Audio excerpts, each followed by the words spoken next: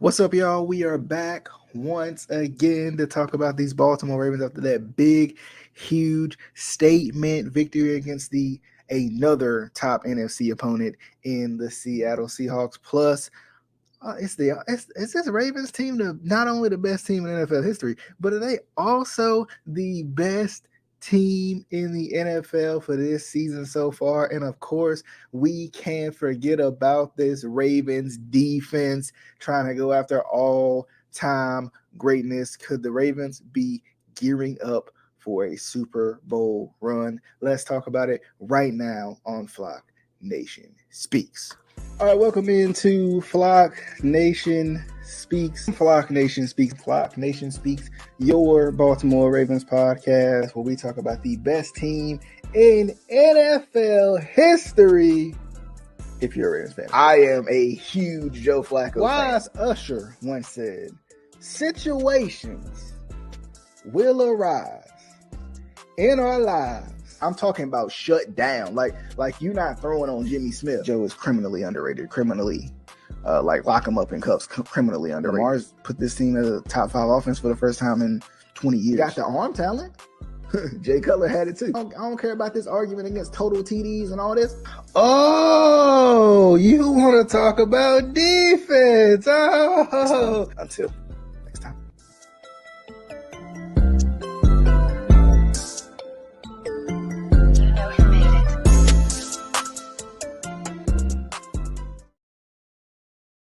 What is going on? Good people. We are back at it again. Who is we? It is me, DJ, back at it again, your host of Flock Nation Speaks, your Baltimore Ravens podcast, where we talk about the best team in NFL history, if you're a Ravens fan, of course. And I tell you what, man, after another dominant win against an NFC opponent, I mean, it just feels good, man. It feels like you want to hit a little move a little bit, you feel a little better. Even if you can't dance like me, you just feel a little bit different. But man, it's crazy to see the Ravens come out and dominate another top NFC team in the Seattle Seahawks. And it's weird because, with talking to colleagues of mine, talking to friends of mine, we talk about the Seahawks and we talk about what kind of team they are. And it's like, it's not that they're not a good team, but sometimes I just felt like I couldn't trust the Seahawks, right? For whatever reason, I felt like I could not trust the Seahawks. We're going to jump right into it right now, real quick. Flock Nation Speaks is on all major podcasting platforms, so add us to the queue on all your favorite Baltimore Ravens podcasts and sports podcasts and whatever other podcasts y'all might listen to out there. I appreciate it so far. If you're on YouTube, be sure to subscribe. If you ain't on YouTube, you can go over real quick, hit that subscribe button for me as well. But let's talk about it, man. Let's talk about this victory against the Seattle Seahawks, man. Another dominant victory against an NFC team. Another dominant victory against an NFC team. 37-3. The Ravens got the win once again. And I don't think, honestly, it's crazy, man. Because, and I heard a lot of people say this. I've heard a lot of people, I'm going to bring up some tweets later on in the show. I've heard a lot of people talk about how even though the Ravens are beating people 37-3 and 36-6 and all that, even though the Ravens are winning dominantly, they still haven't quite hit that next year yet, right? And that's crazy when you think about it. It's crazy to beat a team 37-3, for example, the Seahawks game, right?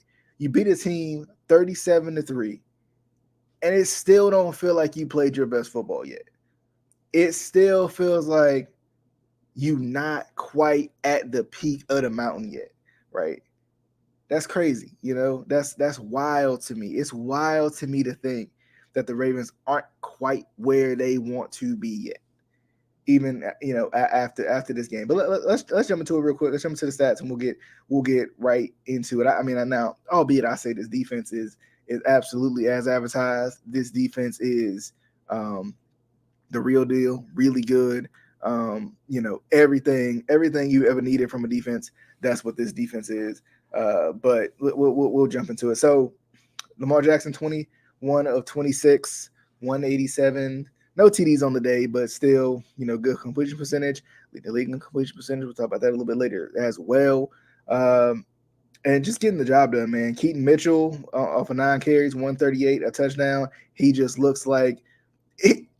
Keaton Mitchell. Let's be honest about things. I'm gonna bring myself full screen real quick one more time. Keaton Mitchell looks like the guy that we've been wanting to trade for, right? Keaton Mitchell looks like, honestly, man, he looks like the guy that the Ravens wanted to trade for at the trade deadline. He looks like the change of pace back that we want Justice Hill to be. And shout out to him, man, being an undrafted guy, being a guy who, out of ECU, I think it was, undrafted out of ECU, and just being literally, like, when I tell you, we've been talking about it, like, the Ravens need a kind of change of pace back. You're talking about Dalvin Cook. You're talking about potentially getting Derrick Henry and guys like that. And it's like, from the little bit of time that we've seen of Keaton Mitchell, he looks like exactly what the Ravens need. Gus is the guy who gonna get you the gritty yards. He gonna get you he gonna fall forward every single time. And Keaton Mitchell is going to absolutely throw off the complete complexity of the game, right? He gonna throw off the entire game, right? When it comes to the run game. And it's just gonna set up so much more in the passing game as well, especially if the run game can get going. Because I'm gonna be honest with y'all, I don't think the run game has been that great this season. I really don't. For a team that's been built on running game for 20 plus years, I don't think the run game has been quite what we've been waiting on the run game to be. But I will say Keaton Mitchell has given this team a little bit more of a spark that they needed that I don't think even Justice Hill could do. He kind of gives, not to draw too many comparisons too early, but he kind of gives the Ravens that kind of J.K. Dobbins effect, right? That guy who's kind of that change of pace back, the guy who can come out there and break one like that. We haven't seen a rushing attack where it felt like the Ravens can just break one. It's been a couple plays here and there, but like when Keaton Mitchell gets in the game, at least from the little bit we saw so far, when Keaton Mitchell gets in the game, it completely changes the defense's look, because now you got to respect, at least from what we've seen, right? And we might be putting the cart before the horse here, but at least from what we've seen, we're seeing Keaton Mitchell come out and show a speed aspect that we haven't seen in the run game in quite some time. Then you got to worry about Lamar, of course, in the run game and the pass game. And then the talent at receiver has shown itself to be exactly what we wanted out of a rebranded, a rebuilt wide receiver room. Let's jump back into the numbers real quick. So, of course, like I said, 9 carries, 138 for Keaton Mitchell, the touchdown, where he took off. He used some of that track speed. He took off. Mark Andrews led the receivers in receptions, 9 receptions for 80 yards. Let's run to the player stats real quick. Real quick with the Seahawks, Geno Smith, 13 to 28, 157. Kenneth Walker, 9 carries for 16 yards. I mean, to hold this team to this few yards on the, in the run game, was that 24 yards? Like, that's crazy, man. That, like, Kenneth Walker is a really good back in this league, right? A really good up and coming back in this league, and to hold him to that, shout out to the defense, man. We'll talk about that in a minute. Man, because shout out to those guys, bro. Receiving wise, Jackson Smith and Jigma led them with 6 receptions for 63. DK only had 1 reception for 50 yards. That freaking ridiculous. I'm just gonna run all the way across the field until I finally get open type situation, and then go run after the catch too. That's crazy. Tyler Lockett, I mean, we talk about first down machines. I mean, Tyler Lockett is that, man. He's consistent, always has been, and he catches, it feels like, everything, man. Don't matter if he's getting older, it simply just doesn't matter. He's like that beacon of consistency for them. But I feel like, let's talk about the Ravens though. Let's get to what we came in for. Okay, Lamar Jackson in the rushing game had 10 for 60. Pretty not bad. Not bad. I think it was Sip to Tally, Coach Evans, who said, it feels like with the muscle mass that Lamar's had to gain to just be more durable in the league, it feels like he lost a little bit of step, and I can see that too. You know, Lamar, he probably is frustrated by it, right? He's probably frustrated because he probably feel like he could, he could take off and do what he always do, and he just ain't been able to do it so far this season at least. He ain't been able, he ain't been able to kind of outrun people like he usually do. Gus was 5 for 52, 10 yards per carry, still pretty good for him. Justin sat 13 for 40. Let's get to the receivers. Odell had his first touchdown. Odell had his first touchdown of the season on his birthday. Got the little birthday cake afterwards. 5 receptions for 56 yards. Isaiah likely came in. He had a couple of receptions. I was surprised. I was a little bit surprised, but I'm like, okay, Isaiah likely sighting. All right. Bateman had 3 catches for 28 yards. Zay only had 1, which was weird. That was odd. Zay only having 1 catch, not many. I don't know how many targets he had, but there weren't many. But it's crazy because we talked about it last week. We talked about it the week before. Ravens Flock has talked about it. Like, there's probably not going to be anybody going off on this team, and we even saw it this week. Zay kind of had a, if you want to call it an off game, I guess, the defense keyed in on him a little bit, and then everybody else kind of ate. Odell ate. Mark Andrews, of course, ate. Isaiah likely came in and he had some good catches. So, this offense, I think is still getting better. Like, this offense is still getting better. And now that you see a little bit of a running game, that was what was missing, right? That was the missing piece. That's what, we was talking about, like, what, we talked about the problem with the Ravens offense a couple weeks ago, and it was the lack of run game. It was the lack of putting people away with the run game. And in this game, it felt like, not only were they beating the Seahawks with the run game, but they were putting them away with the run game too. There's a combination of the two. Defensively, Patrick Queen led the team with 5 tackles, and Justin Metabike had a sack. Kyle Van Noy had 2, and I think he had a strip too, if I'm not mistaken. Adafe Elway had a sack. Like, I don't know if the Ravens, I do know that the Ravens lead the league in sacks, right? Which is incredible. Is needed, is exactly what needs to happen. The Ravens lead, they lead the league in sacks, which is crazy. Like, considering, like, if anybody's went through sack woes, it's been the Ravens, right? It's been the Ravens. The Ravens, I mean, they couldn't find the quarterback, it felt like, over the past couple of years. With Wink, even last year wasn't the greatest when it came to sacks, especially with Wink, though. It felt like they had to blitz every single time, post Judon and stuff like that. And it's just nice to see Oweh is playing a little bit better. Kyle Van Noy is getting in on the action. Like, it feels like, it's kind of like, it's the defensive version of what we talked about on offense. Like, everybody's playing well. Everybody's playing well enough to get a sack, to get the tackle numbers up, to get interceptions, unless you're Geno, because he's going to steal all of them. Like, Geno's Geno's leading the league in interceptions and, probably pricing himself out. But, shout out to Geno, man. Like, another interception, he finds the ball. He finds the ball. And that's it's good to see. I'm always wondering too, like, with that whole package, right? In terms of Marcus Williams coming back too, what does that mean for Geno Stone? Like, how, because you can't, I mean, Geno Stone is almost at this point too valuable, right? He is too valuable to take him off the field. So what do you do? And maybe we'll talk about that later on in the show.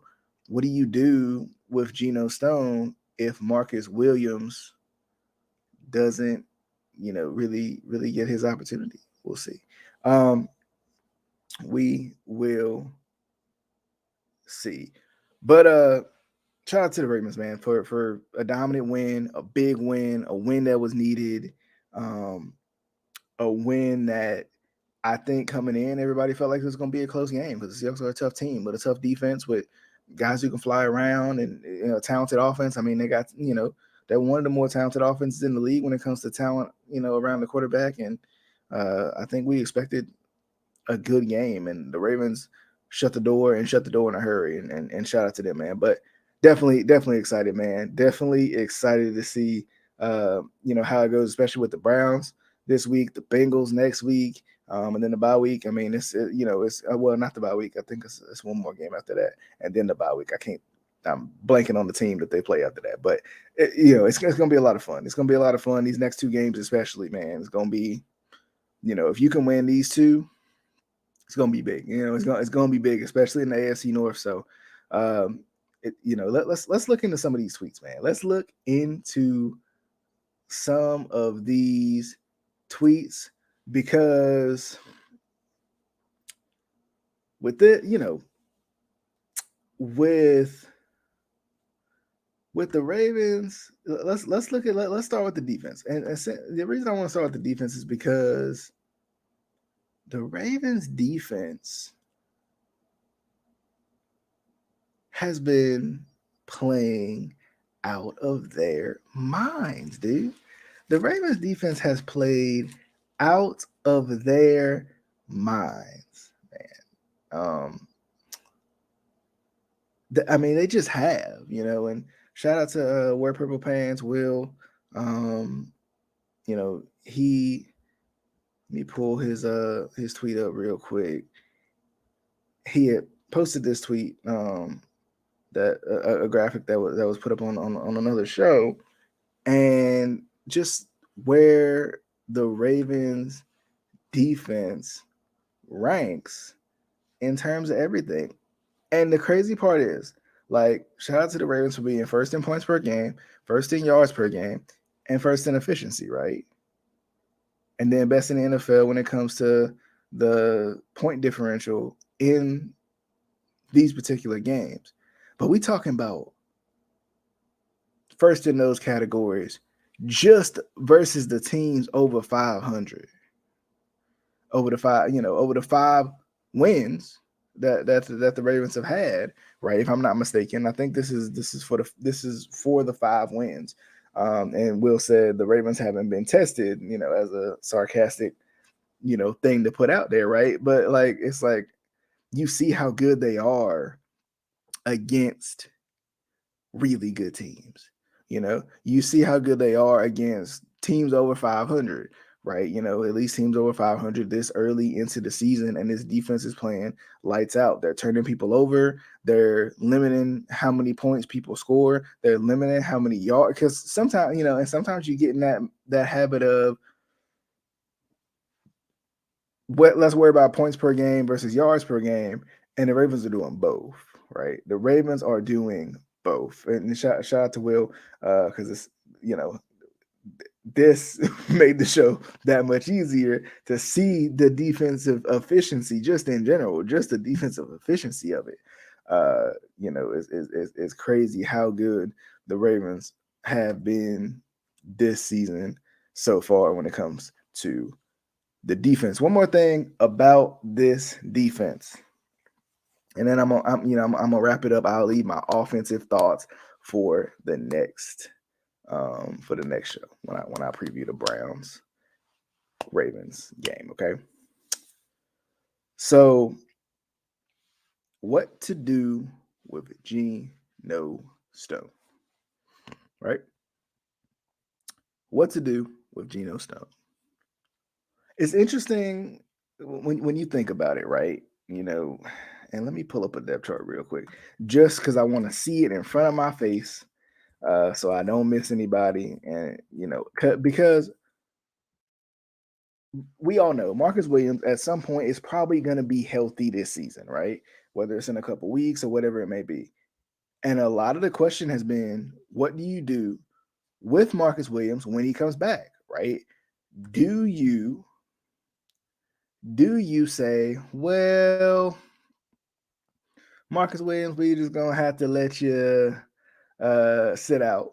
We paid you all this money. We're gonna have to let you sit out because that's just how we're gonna have to do it. Just because Geno's been playing. Because can you sit Geno down? You kind of go with the hot hand, right? Like, can you truly sit Geno down and say, well, Marcus, you got, you know what I'm saying? Like, it's kind of a lose-lose situation. And I got to thinking about it, and maybe, like I said, I'm a fan watching first. I haven't looked at how this works schematically. I haven't looked at how this would even play out if they did this. But my real question is, if they want Kyle Hamilton in the box, right? Like, let's be honest. If the Ravens want to put Kyle Hamilton in the box most of the time anyway, because that's kind of how he plays. He is the box safety, right? Wouldn't it be possible for them to play Marcus Williams and Geno Stone side by side and let the two ball hawking safeties do their thing, right? I mean, I don't know. Like I said, I'm just looking at it from a fan perspective, watching two guys. So watching Kyle Hamilton who's balling out, watching Geno Stone who's balling out, and knowing Marcus Williams will ball out when he gets out there, right? Does ball out when he's out there. Does still force turnovers when he's out there, right? Is it possible? Now, I know technically Marcus Williams and Geno Stone play the same position, right? So that's the kind of the issue right there, right? Is Marcus Williams and Geno Stone play the same position. But also, if we want to go back to technically again, Kyle Hamilton doesn't really have a backup. So why don't you play the three safeties on the field at the same time? Let Kyle Hamilton let him play in the box. Let him take away the tight ends. Let Geno and Marcus play back. And I think you'd have a really good secondary at this point. Because at that point, you're looking at secondary-wise, you're looking at Marlon on one side, right? You're looking at Brandon Stevens on the other side. With Ronald Darby coming in. It's honestly weird when you look at the depth chart because there's not a lot of secondary players, honestly. But then you put Kyle Hamilton in the box, right? Let him play, against he's kind of the nickel, almost like the nickel, I guess, when it comes to at least defending the tight end. And then letting, Geno and Marcus be, play the deep safeties.